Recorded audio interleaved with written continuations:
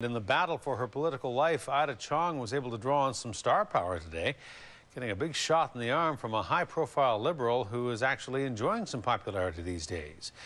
The embattled Oak Bay cabinet minister, who's the target of an anti-HST-driven recall campaign, was stepping out with leadership candidate Christy Clark this afternoon. But recall or no, does Clark's presence and her position on the HST lead to more confusion about what's going to happen to the unpopular tax?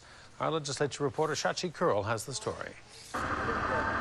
Call it a show of support or an act of mercy, but a Liberal leadership frontrunner and a vulnerable Liberal MLA went for a stroll today. Christy Clark main streeting with Ida Chong down Oak Bay Avenue, trying to chat up voters who might be persuaded to sign a recall petition that would force a by-election in this constituency. What is she doing? You guys partying? No, I'm making sure that I'm trying to see if I can help her make sure that they don't recall her. The reason for all of this, the harmonized sales tax. But is Clark out of step with the rest of her own party when it comes to the unpopular HST? She wants to scrap the binding referendum that would give voters their say on the tax and instead take the issue back to a vote in the legislature. But yesterday, the provincial government released polling numbers that suggest BC voters actually want to go to the polls on this issue. It's certainly the preference of voters in Oak Bay. I think it's very important. I'm against it, and I would like to have an opinion about it, have a say in it. Yeah, I think it's really important to have the referendum, yeah.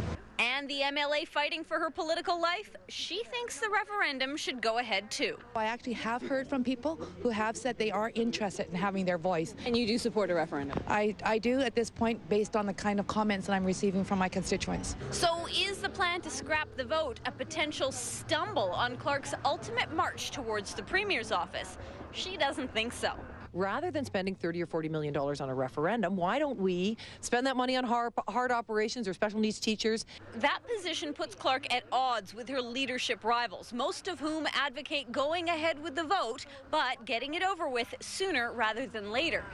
And it appears to put her at odds, at least for now, with the will of BC voters. Everyone we asked on the street today, just before you arrived, said we want to have a say. Well, I mean, I don't know if everybody feels like they have a choice about it, right? I mean, the referendum is there, and so that it was the government that decided that they wanted to send it to referendum rather than to the legislature. Now, what I'm saying is, it's an option that we need to discuss. We need to put it on the table. In any event, Ida Chong walks away with some big-name support, though Christy Clark does not walk away with Chong's endorsement. Chong says she needs all the help she can get and won't be playing favorites. In Oak Bay, Christy Clark, A News.